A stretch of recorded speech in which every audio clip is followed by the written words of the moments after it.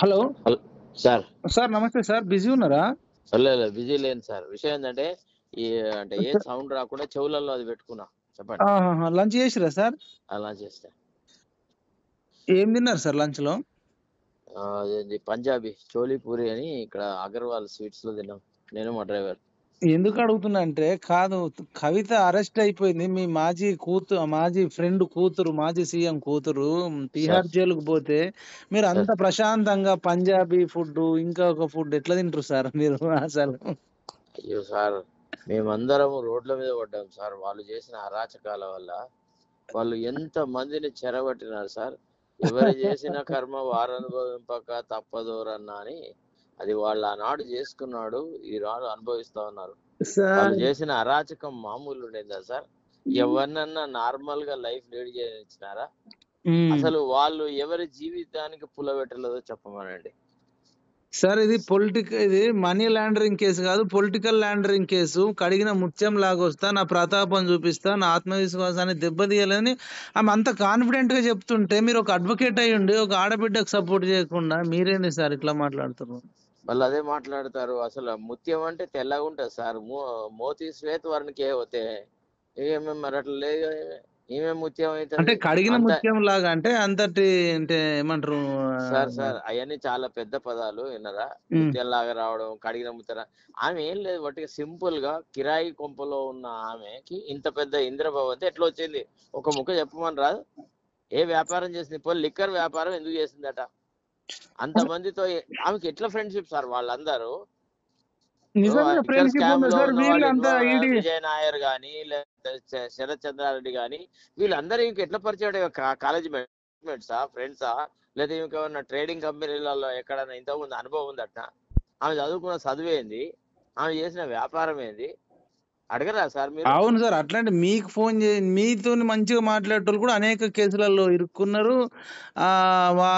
మరి అంత మాత్రాన సార్ మీకున్నట్ట? అది కాదండి, ఎవరు దొరికితే వాళ్ళని చెరబట్టింది సార్ కవిత.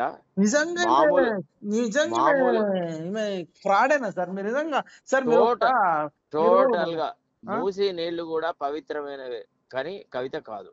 కవిత తన జీవితంలో చెయ్యరాని పనులు చేసినాయి. ఎంతో మంది ఉసురు కొట్టే వాళ్ళ ఆ పరిస్థితికి వచ్చినారు సార్. ఒక ప్రజలు ఇచ్చినటువంటి ఒక మ్యాండేట్ ని సర్వనాశం చేసి తాము చెడ్డ పేరు తెచ్చుకున్నారు కేసీఆర్ పిల్లలు. వాళ్ళ తండ్రికి కూడా చెడ్డ పేరు తీసుకువచ్చినారు. ఈ పిల్లలు ఏంటంటే వీళ్ళను ఎట్లా అంటారంటే బురదలో బొర్లిన పందితో పోల్చొచ్చు. వీళ్ళ వల్ల ఏం మేలు జరిగిందో చెప్పండి. అరే జాగృతి అని పెట్టి సార్ చెయ్యని పాపం లేదు సార్. చక్కగా అమ్మాయిలు మంచిగా బతుకమ్మ పండుగలు ఆడుకుందరు. అట్లాంటి బతుకమ్మను పూర్తిగా కమర్షియలైజ్ చేసి పారేసి అంత డీజేలు పెట్టి ఏది సార్ ఈమె చేసింది? అసలు సహజంగా సాంప్రదాయబద్ధంగా జరిగేటువంటి పండగలలో కూడా రాజకీయాలు చొప్పించినంత గొప్ప ఘనకార్యం చేసింది.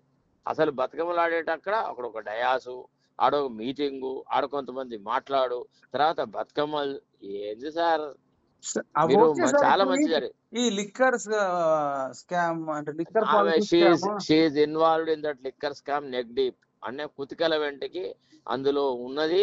కాకపోతే అంటే బీజేపీ ఇంతకాలం ఏదో కారణాల వల్ల ఆమె అరెస్ట్ ఆపింది. కాకపోతే ఇప్పుడు అరెస్ట్ చేసిన విధానం కొద్దిగా డౌట్ఫుల్ గా, అంటే సస్పిషియస్ గా ఉందన్నమాట. అంటే మోడీ వచ్చిన రోజునే ఆమెను అరెస్ట్ చేయడం అదేదో వాళ్ళ రాజకీయ కారణాల వల్ల చేసుకున్నారు. వాళ్ళు రాజకీయంగా లబ్ధి పొందడం కోసం చేస్తురా, లబ్ధిగా అవన్నీ తర్వాత సార్. నేను అనేది ఏంటంటే ఈమె ఇన్వాల్వ్ అయ్యే అవకాశం ఉందా? అంత మొత్తం ఫేక్ న్యూస్ అంటారా? సరే, ఒక ఫేక్ న్యూస్ ఎట్లా ఉంటది సార్? ఒక ముఖ్యమంత్రి కూతుర్ని, ఒకప్పటి ముఖ్యమంత్రి కూతుర్ని, దట్టు ఆమె ఎమ్మెల్సీ, తర్వాత ఒకప్పుడు ఎంపీ, ఆమెను ఉత్తగానే ఎత్తుకొని పోతారా? అదంతా ఈజీయా? జనరల్ గా అయితే కేసీఆర్ ఫ్యామిలీ తప్పు చేయకపోతే మాత్రం మొత్తం అరాచకం సృష్టిస్తారు. అసలు వాళ్ళ హంగామా వేరు, వాళ్ళకున్న కార్యకర్తలు వాళ్ళు వీళ్ళు అసలు ఉతికి ఆరేస్తారు, నిద్రపోనియరు. అట్లాంటిది ఏం కనబడట్లేదు నాకు ఇప్పుడు. ఎందుకంటే వాళ్ళ పార్టీలో అందరికి తెలుసు, అందరు ఆనందంగా పడుతున్నారు. అసలు ఇంకా కేటీఆర్ కూడా ఎత్తుకొని పోతే బాగుంటుందని ఫీల్ అవుతున్నారు. వీళ్ళ వల్ల పార్టీ భ్రష్టు పట్టింది, పార్టీని సర్వనాశనం చేసింది అన్నారు. అరే, ఉద్యమకారులు ఎంత కృషి చేసి పార్టీని నిర్మిస్తే పాములు పెట్టిన పుట్టల్లో, చీమలు పెట్టిన పుట్టల్లో పాము దొరినట్టుగా దొరికినారు వీళ్ళు. మీరు అన్నారు అప్పట్లో కవిత దురాశ వల్లే కేసీఆర్ నాశనం కరెక్ట్. అయిపోయిందని. మీతోనే అన్నాను కదా! అందరికంటే ముందు 2.5 సంవత్సరాల క్రితం చెప్పినాను. కవిత యొక్క దురాశ వల్ల కేసీఆర్‌కు ఏదో ఒక రోజున అపప్రద వస్తది. తల వంచుకునే పరిస్థితి వస్తది అని నేను మీకు 2.5 సంవత్సరాల క్రితం చెప్పినా. అది ఇప్పుడు సత్యమైంది. ఇప్పుడు నిజం చెప్పాలంటే మీరన్న కవిత దురాశ వల్లనే కేసీఆర్ పొలిటికల్‌గా కూడా సీఎంగా ఓడిపోవడానికి అంటే అలా పార్టీ అధికారం కోల్పోవడానికి కూడా కవిత దురాశనే అనొచ్చా సార్? 100% అందులో డౌటే లేదు. కవిత, కేటీఆర్‌ల దురాగతాల వల్లనే పార్టీ సర్వనాశనమైంది. మళ్ళా భవిష్యత్తులో ఎన్నడూ దొరలకి పరిపాలన రాదు సార్. యాదికుంచుకోండి. తెలంగాణ ప్రజలు ఒక్కసారి దొరల పరిపాలన చూస్తారు. అప్పుడెప్పుడో 1974లో వెంగళరావు గారి పరిపాలన చూసినారు. ఆయన నిర్లక్ష్యము, ఆ దివిసీమలో జరిగినటువంటి ఉప్పెన రావడము, ఆయన రాజకీయాలు, ఆయన కూడా ఇట్లనే సివిల్ లిబర్టీస్ అన్ని హరించి మా కాళోజీ నారాయణరావును వాళ్ళను వీళ్ళను ఎంతమందిని సార్ దాశరథి కృష్ణమాచార్యను ఎంతమందిని అరెస్టులు చేయించి నిర్బంధంతో పరిపాలన చేసినాడు. అట్లాంటి పరిపాలనే మళ్ళా ఈ దొరల వల్ల 10 సంవత్సరాలు నడిచింది. యాక్చువల్లీ ఒకవేళ కేసీఆర్ గనక కొద్దిగా కూడా వీళ్ళ మీద కంట్రోల్ పెట్టుంటే, వీళ్ళని రాజకీయాలలో రానియకపోయి ఉంటే, ఏదో మీ పని మీరు చేసుకోండి, ప్రజాప్రతినిధిగా ఉండండి, ప్రజలతో ఉండండి తప్ప నో వ్యాపారం నథింగ్ అని అనుంటే ఇవాళ అసలు ఈ పరిస్థితి ఉండకపోతుండే. తెలంగాణ ఉద్యమానికి కళంకం తీసుకొచ్చినారు కదా వీళ్ళు. ఆహా! అదే కాదు సార్. అట్‌లీస్ట్ వీళ్ళు ఏదైనా బయట చిన్న చితక వ్యాపారాలు గాని ఏదైనా చేసుకుంటే ఏం కాకపోగాని మరి రాజకీయాలలోకి వచ్చి ఇప్పుడు కేసీఆర్ రాజకీయ పతనం అయిపోవడం ఏంది మరి? ఇప్పుడు ఇదేం అర్థమైతలేదు. వెంగళరావుకు మరి కొడుకు కూతురు వాళ్ళు ఉండేనా సార్? అప్పుడు వాళ్ళు ఉండేనా? వాళ్ళ కొడుకు కూతురు ఉండేది. ఆ! ఉండేది. అంటే అప్పుడు వెంగళరావు పిల్లలు రాజకీయాలు చేసే స్థితిలో లేకుండే. జలగం ప్రసాదరావు ఉండే, జలగం వెంకటరావు ఉండే. వాళ్ళు వేరు. ఆ రకమైన రాజకీయమైన డిసిప్లిన్ వేరు. అది వేరు, ఇది వేరు. అంటే అంటే కల్లోలిత ప్రాంతాల చట్టం అని ఒకటి ఉండేది. అంటే నక్సలైట్లు ఉన్నారు అనే నెపంతోని కొన్ని ప్రజా సంఘాలను వాటిని వీటిని నిషేధించి రకరకాలుగా నానా యాగి చేసినారు అప్పుడు కూడా. హ్మ్. కాకపోతే అది సార్, అప్పుడు సార్ సార్ నాకు ఒకటి ఏమర్థమైందంటే అంటే భారతదేశ చరిత్ర మొత్తం తీసుకుంటే సార్ ఇప్పటిదాకా స్వతంత్రం వచ్చినప్పటి నుంచి అన్ని రాష్ట్రాలకు అనేక మంది సీఎంలు అయ్యిర్రు, పోయిర్రు. వాళ్ళకు పిల్లలు ఉండిరి. వాళ్ళ పిల్లలు కూడా రాజకీయాలలోకి వచ్చినారు. కానీ కానీ ఎవ్వరు నాకు తెలిసి ఇట్లాంటి కూతురు, ఇట్లాంటి కొడుకు ఏ సీఎంకు లేడేమో అనుకుంటున్నా. నిజమేంటరా?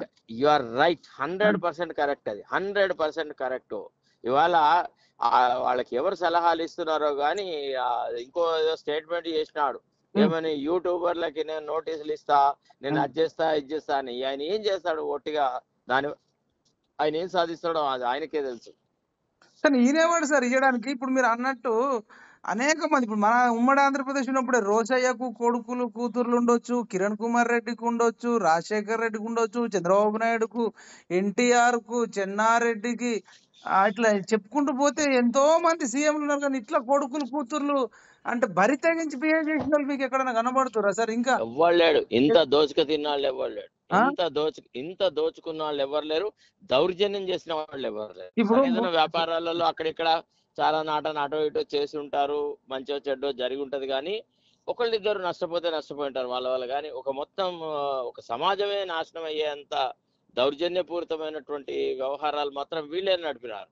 అదే సార్. ఇప్పుడు 'ములాయం సింగ్ యాదవ్‌కు' కొడుకున్నాడు, కూతుర్లున్నారు. వాళ్ళు మరి ఇట్లా లిక్కర్ స్కామ్‌లలో ఇంత అరాచకంగా ఎక్కడ మనం ఇప్పటిదాకా వినలేదు మరి.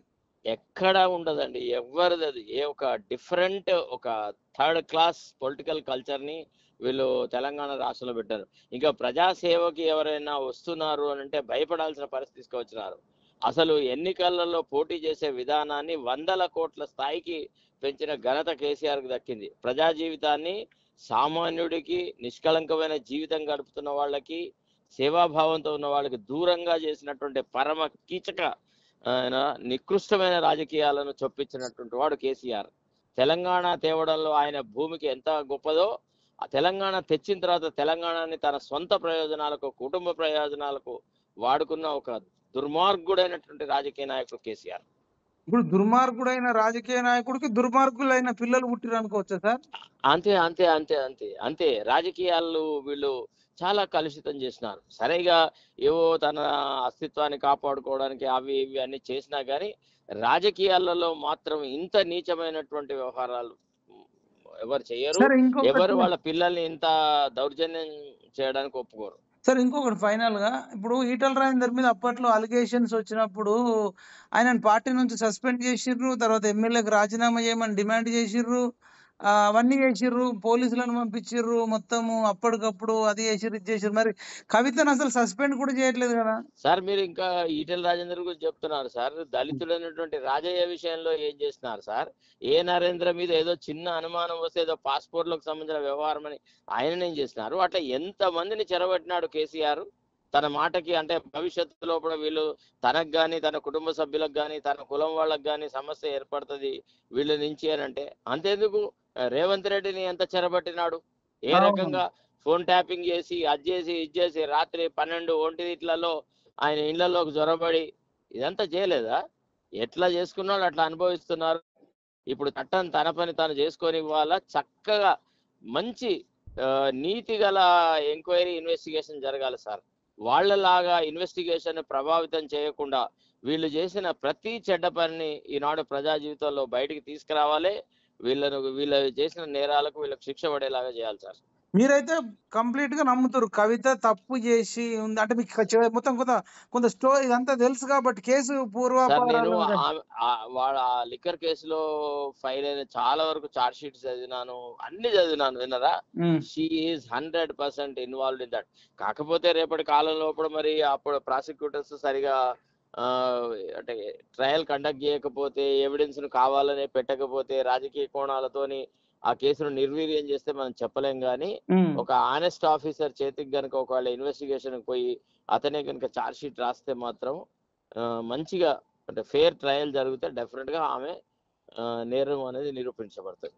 Okay sir. అయితే ఫైనల్ గా ఒకటి ఏంటంటే కల్వకుంట్ల ఫ్యామిలీలో మొదటి వికెట్ పడిపోయింది. కవితారావు మొట్టమొదటిసారిగా 2.5 ఏళ్ల నుంచి తిహార్ జైలుకు పోతుంది అనేది ఆ రోజు రానే వచ్చింది. ఇప్పుడు ఆమె ఈ రోజే వెళ్తుంది అనుకుంటా ఇక 9వ తారీఖు వరకు. అంటే అంతే. మీకు ఏమాత్రం బాధ లేదైతే. ఎందుకు బాధ ఉంటుంది సార్? పోతన తన పదే భాగంలో చెప్పినాడు 6 మీద ముళ్ళు 12 మీదకి కంపల్సరీగా పోతుందని. అదంతే, ఇప్పుడు అదే జరిగింది. ఇంతకాలం ఆమె 6 మీద ఉండింది, ఇప్పుడు 12 మీదకి పోయింది సార్. ఇప్పుడు మీ అడ్వకేట్ సర్కిల్ లో కూడా ఎవరు బాధపడట్లేదు. ఎవడెందుకు బాధపడతారు? వాళ్ళ బంధువులు ఎవరైనా బాధపడితే చెప్పలేం కానీ ఎందుకు బాధపడతారు?